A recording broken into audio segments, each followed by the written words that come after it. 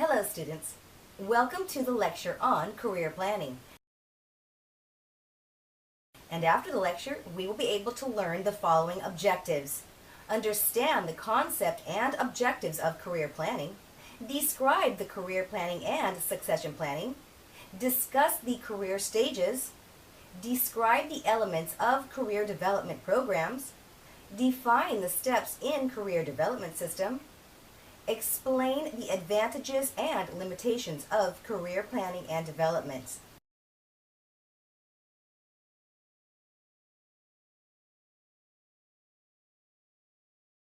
The career planning process involves both the organization and the individual's responsibility.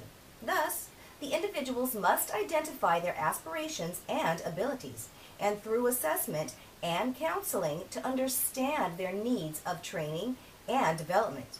The organization needs to identify its needs and opportunities, to plan its employees, and to ensure its staff the necessary information and appropriate training for career development. Career planning generally involves getting to know who you are, what you want, and how to get there. Keep in mind that career planning is a continuous process that allows you to move from one stage to another stage as life changes.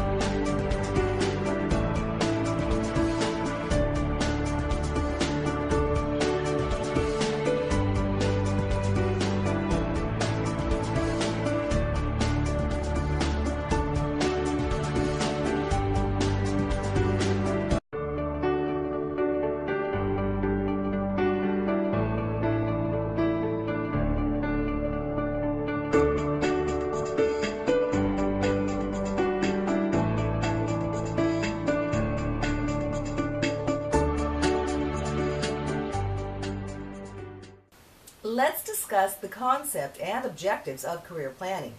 A career is a sequence of positions held by a person during the course of a lifetime.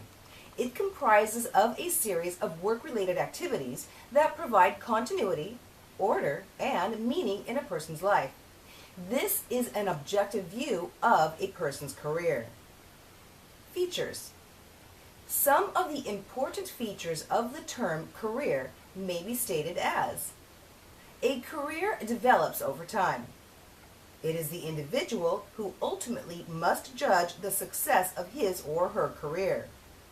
The important element in one's career is experiencing psychological success, which basically is feeling a sense of personal accomplishment and fulfillment.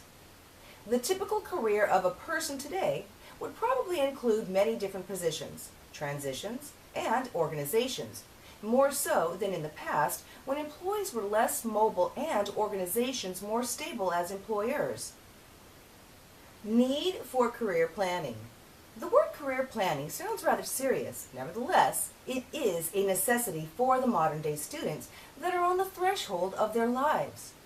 Career choice in their lives is more or less irrevocable. Choosing a career or being sure of one's career goals is also important from the point of view of choosing the right course of study at important crossroads in one's life, like after passing the secondary examination, after passing the higher secondary examination, and after passing the graduation examination.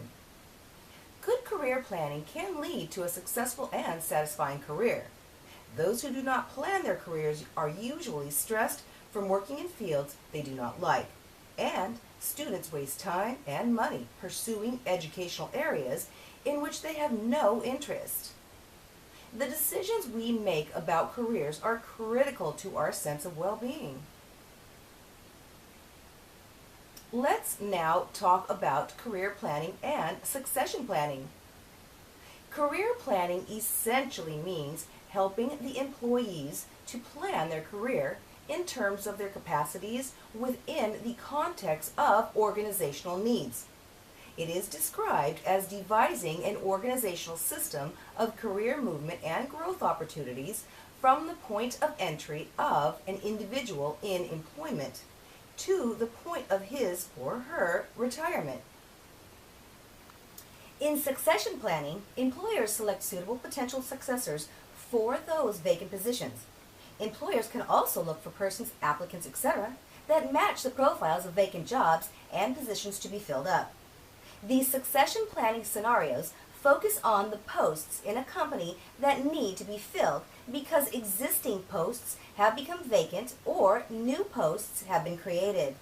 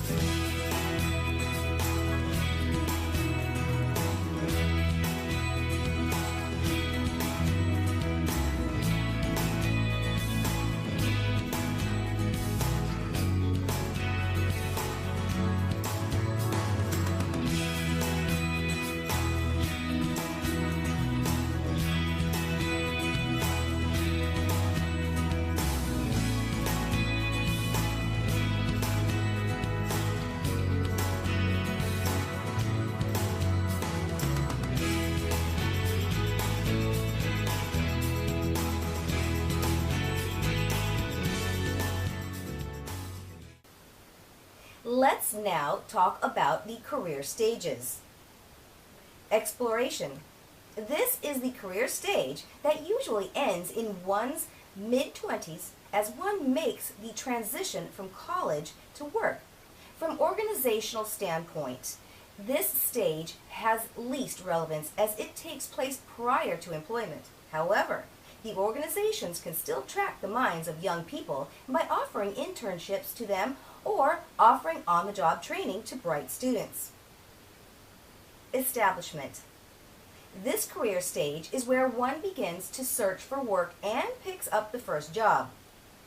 It includes the first experience on the job, peer group evaluations, personal tensions and anxieties that confront a person trying to make his mark. This period is characterized by committing mistakes, learning from those mistakes, and assuming increased responsibilities. Mid-career. Mid-career is a stage that is typically reached between the age of 35 and 50. At this point, one may continue to show improved performance, level off, or begin to decline as they are no longer viewed as a learner.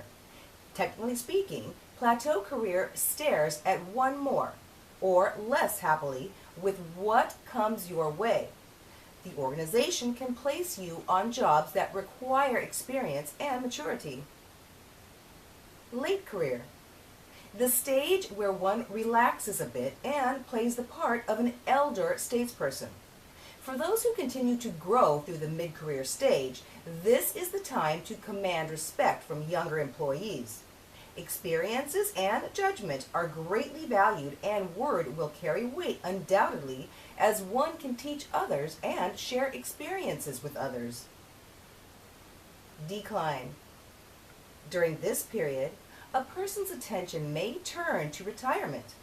The achievements of a long career and the frustrations and anxieties that go along with that phase are left behind. Regardless of whether one is leaving a glorified career or a dismissal job, one has to make adjustments and get along with people and things. Let's now discuss the elements of career development programs. Individual assessments.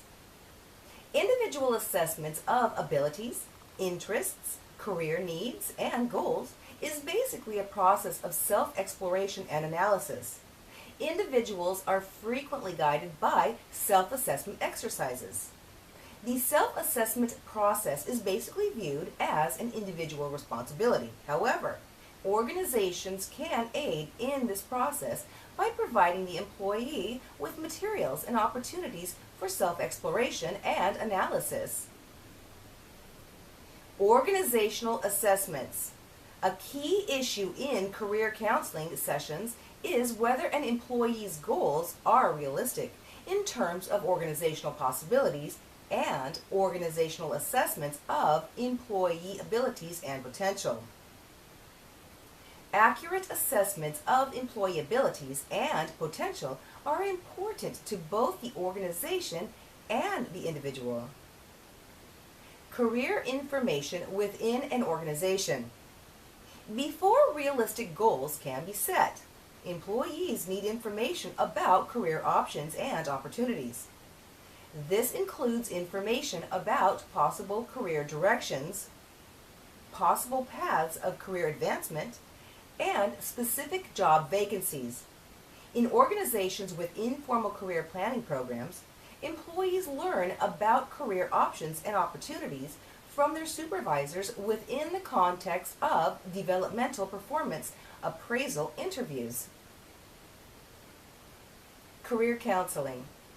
It is in counseling sessions, typically with supervisors and managers in developmental performance appraisal interviews, that most employees explore career goals and opportunities in the organization.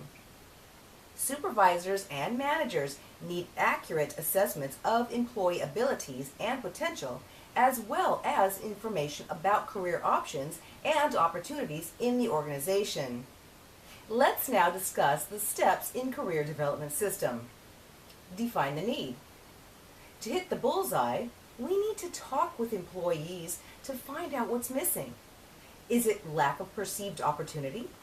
not enough training, too little communication, and or diversity issues? Exit interview analysis, employee surveys, and focus groups can help you become clearer about employees' views on these issues. Identify target groups. Focus on the employees one most wants to keep. This helps you to get buy-in from all levels of management, which is important in building enthusiasm and gaining acceptance for the initiative. Tie the initiative to human resources systems and policies. Company policies and practices regarding application procedures for posted jobs, managers' ability to block internal movement, hiring from within, use of computer job talent banks, training, tuition reimbursement, use of pay systems that reward flexibility rather than hierarchy, and performance management all impact the career development initiative and should be sync with it. Take a long-term approach with short-term payoffs.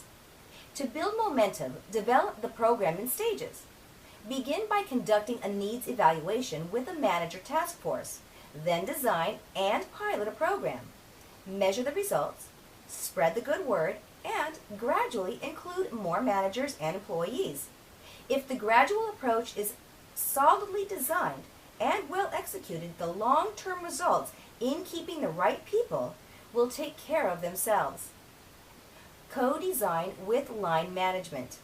The career development system, like the performance management system, should be owned by line management, not by human resources. If it is to be successful, getting line management to help design this system from the outset will go a long way toward making this happen. Separate career management from performance appraisal. Keeping the two apart helps assure employees that the purpose of the program is to help them manage their careers and not to help their superiors manage them. Career discussions between manager and employee should be scheduled between performance appraisal discussions. Ensure top management support. This is the key to success with almost all initiatives. Sometimes successful programs can be created gradually from the bottom up or from the middle up, but the way to more immediate success starts at the top. Measure results. Collecting manager and employee comments from career management workshops and disseminating them to other managers and employees works quite well. So does documenting the success stories of employees who decided to stay within the company or whose performance improved because they attended the workshops and initiated career discussions with their managers. Let's now talk about the advantages and limitations of career planning and development. The chief objective of a career development program is to synchronize individual and organizational goals as far as possible in order to achieve maximum utilization of the individual and to promote worker satisfaction. Benefits of a career development system to an organization. Once an organization has a fair idea about employees' strengths and weaknesses, attitude and behavior, values, and future aspirations and skills and competencies, they are able to make better use of employee skills and put them at the right place. The organization can disseminate all important details and information at all organizational levels in order to ensure effective communication at all levels. It also helps an organization retain valued employees by providing them what they want. It establishes a reputation of the organization in the market. More and more working professionals see it as people developer and get attracted towards it. Benefits of a career development system to employees. The major benefit of a career development system to employees is that they get helpful assistance and guidance with their career decisions. By using this system, they can set more realistic goals and objectives that are feasible to be accomplished over the span of one's life. The best part is that they can get feedback on their performance. The process leads to job enrichment and enhanced job satisfaction. Benefits of a career development system to managers, supervisors.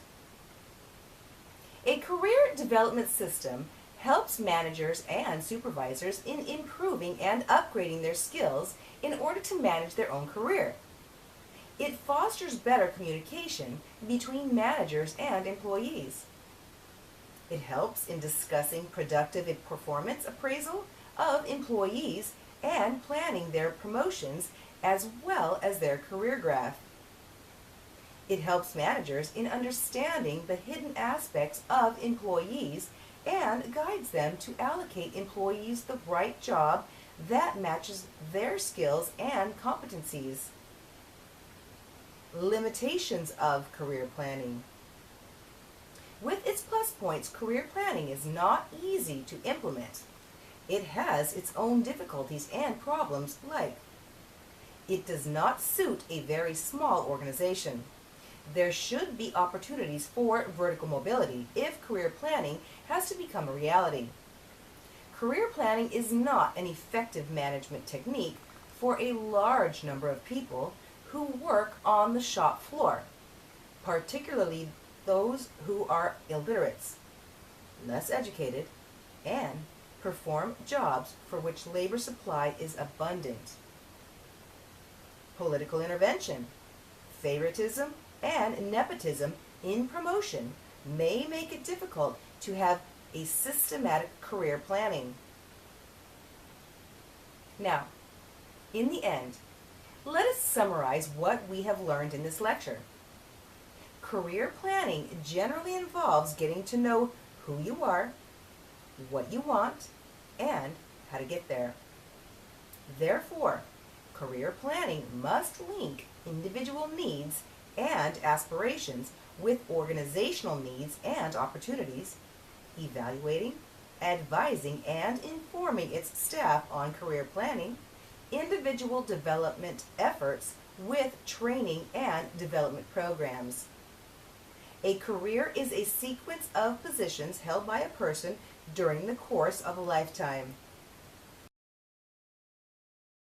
Career planning aims at matching individual potential for promotion and individual aspirations with organizational needs and opportunities. Career planning essentially means helping the employees to plan their career in terms of their capacities within the context of organizational needs.